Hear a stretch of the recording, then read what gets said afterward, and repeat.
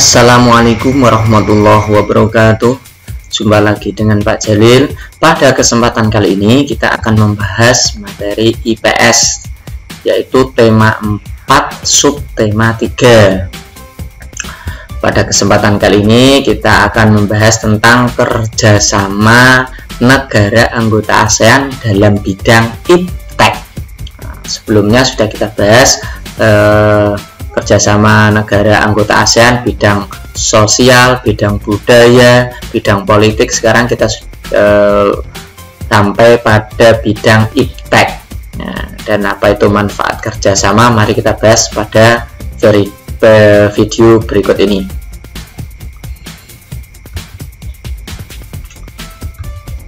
Kerjasama negara anggota ASEAN dalam bidang iptek ini, iptek itu adalah ilmu pengetahuan dan teknologi, bertujuan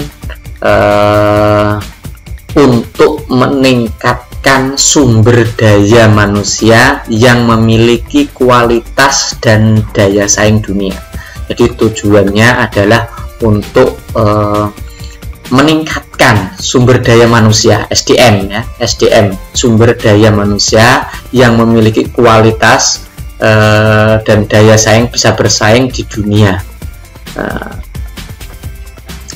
Maka dari itu, karena sesama anggota ASEAN ini saling bekerja sama bagaimana caranya untuk tenaga ahli atau sumber daya manusia yang ada di ASEAN ini bisa mampu bersaing dengan negara-negara yang maju seperti negara-negara barat, contohnya Eropa, Amerika, dan sebagainya.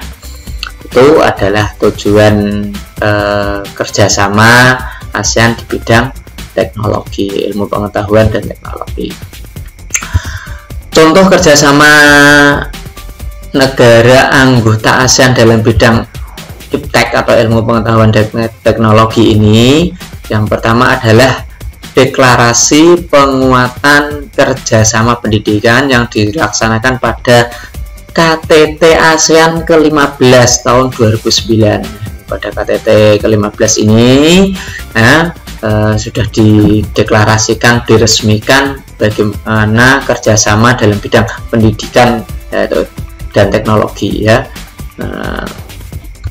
Kemudian yang kedua adalah kerjasama yang bertujuan untuk meningkatkan jumlah tenaga ahli. Nah, ini tenaga ahli pada bidang-bidang tertentu ini saat digodok, dididik, dibina bagaimana bisa menjadi seorang tenaga yang memiliki keahlian tertentu yang profesional, sehingga bisa bersaing dengan tenaga-tenaga ahli dari dunia luar seperti Eropa dan Amerika. Terus yang ketiga adalah melakukan pertukaran pelajar antar ASEAN dalam program studi mobility serta ASEAN University Network. Nah, ini pertukaran pelajar sesama anggota ASEAN. Indonesia mengirimkan pelajarnya ke Singapura untuk belajar masalah industri dan sebagainya, juga bagaimana saling kerjasama, dibiayai, diberi beasiswa agar belajar untuk meningkatkan keahliannya, terutama dalam bidang-bidang tertentu biar bisa bersaing dengan dunia luar. Itu adalah kerjasama, contoh-contohnya dalam bidang iptek.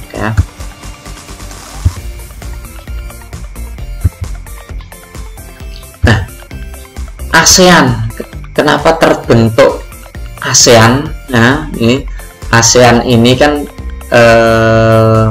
bekerja sama karena latar belakang geografisnya yang sama-sama di kawasan Asia Tenggara, kemudian bersatu bekerja sama untuk meningkatkan daya saing dengan dunia luar ASEAN. Nah, ini memiliki beberapa tujuan, yaitu ASEAN memiliki beberapa tujuan dalam hal bekerja sama. Yang pertama adalah mempercepat pertumbuhan ekonomi, kemajuan sosial, serta pengembangan kebudayaan. Tujuannya itu adalah biar ekonominya tumbuh bersaing dengan dunia di luar ASEAN. Yang kedua adalah meningkatkan stabilitas dan perdamaian. Sesama anggota ASEAN meningkatkan bagaimana bisa saling berdamai, tidak ada perselisihan atau permusuhan, apalagi sesama anggota ASEAN. Bahkan dengan dunia luar ASEAN pun tetap ditingkatkan masalah perdamaian.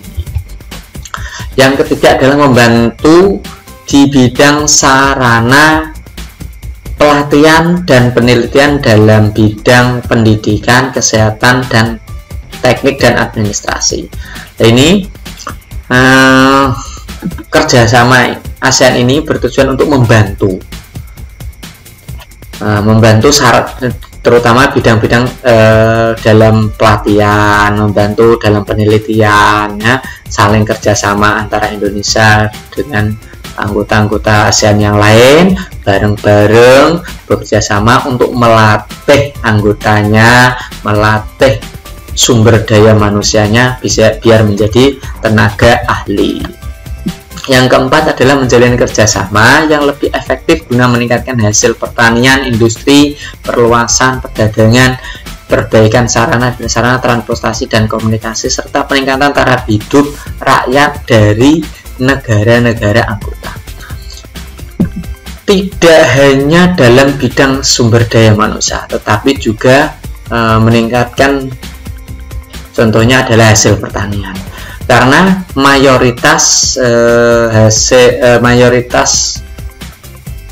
usaha di bidang pertanian ini ada di negara anggota ASEAN ini rata-rata adalah bidang pertanian, sehingga bagaimana hasil pertanian itu bisa meningkat, bagaimana ya ini diteliti, dilatih biar pertaniannya itu meningkat.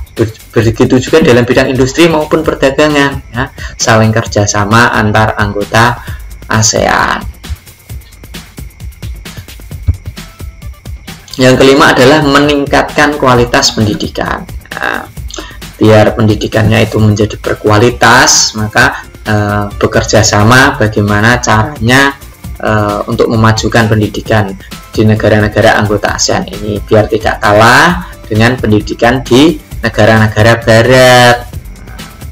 Ini adalah tujuan kerjasama ASEAN. Yang keenam adalah mempertahankan kerjasama yang erat dengan organisasi internasional maupun regional lainnya. Jadi tidak hanya kerjasama di dalam ASEAN, tapi juga kerjasama dengan negara-negara luar ASEAN, seperti kerjasama dengan negara Timur Tengah, dengan Eropa, itu juga dipertahankan untuk bekerjasama membina dalam bidang politik, dalam bidang sosial, budaya, dan sebagainya. Terutama membina untuk meningkatkan tenaga ahli, untuk meningkatkan ekonominya. Itu adalah beberapa tujuan kerjasama ASEAN. Nah, dari kerjasama tersebut maka akan diperoleh beberapa manfaat. Berikut adalah manfaat kerjasama ASEAN. Yang pertama adalah menumbuhkan rasa saling memiliki dan toleransi antar anggota. Jadi dengan adanya kerjasama akan tumbuh rasa saling memiliki. Oh, ini penduduk saya, penduduk negara tetangga. Karena kita kerjasama maka saling istilahnya adalah saling ngopeni, ya, saling ngopeni. Yang kedua adalah semakin dikenalnya budaya Indonesia oleh negara-negara ASEAN lainnya. Ya, dengan kerjasama bertempat di bergantian tempat antara negara satu dengan negara lainnya, menjadikan kenal budaya-budaya yang ada di negara tersebut. Indonesia juga mempromosikan budayanya seperti ini, dikenalkan ke dunia, terutama di ASEAN. Yang kedua adalah terciptanya kawasan yang damai, bebas, dan netral dari pengaruh negara luar. Nah, dengan kerjasama di ASEAN ini, ASEAN menjadi kuat sehingga tercipta kawasan damai. Kawasan ASEAN menjadi damai, bebas, netral dari tidak terpengaruh oleh negara-negara yang ada di luar ASEAN. Yang keempat adalah meningkatkan investasi dalam kegiatan produksi dan jumlah ekspor. Nah, ini kerjasama bagaimana negara tersebut meningkatkan hasil usahanya. Setelah hasil usahanya meningkat, maka bisa mengekspor dan menghasilkan devisa negara. Nah, devisanya menjadi tinggi. Yang selanjutnya adalah semakin luasnya pasar internasional. Dengan adanya kerjasama, bisa menjual produk-produk dalam negeri ke luar negeri di antara negara-negara anggota ASEAN. Misalkan Indonesia memiliki produk batik, misalkan batik Indonesia dijual ke luar negeri, ke negara tetangga. Nah, dengan adanya kerjasama ini bebas untuk menjual ke sana dan sebagainya. Bahkan tidak hanya di lingkup ASEAN saja, tapi sampai ke Eropa, bahkan Amerika. Yang selanjutnya adalah pemenuhan kebutuhan dalam negeri.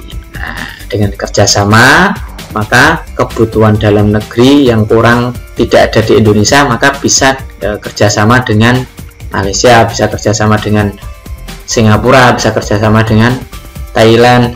Nah, kerjasama tersebut ya, kebutuhan dalam negeri yang kurang apa diimpor dari negara-negara yang menjadi kerjasama tersebut. Yang selanjutnya adalah memperluas lapangan pekerjaan. Dengan adanya kerjasama, maka bisa menjadikan lapangan pekerjaan ini menjadi lebih banyak. Nah, sehingga kenapa lebih banyak? Karena tidak hanya bekerja di dalam negeri, tapi juga bisa bekerja di luar negeri.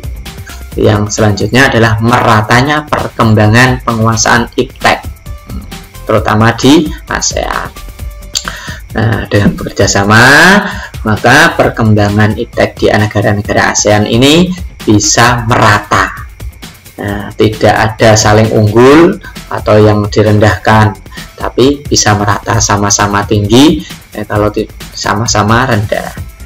Ini adalah beberapa manfaat kerjasama, terutama di kawasan ASEAN atau Asia Tenggara. Ya, demikian ya pertemuan kali ini, semoga dapat dipahami dan bermanfaat bagi kita semua. Silahkan cari informasi yang lain selain dari pertemuan kali ini. Demikian saya akhiri. Assalamualaikum warahmatullahi wabarakatuh.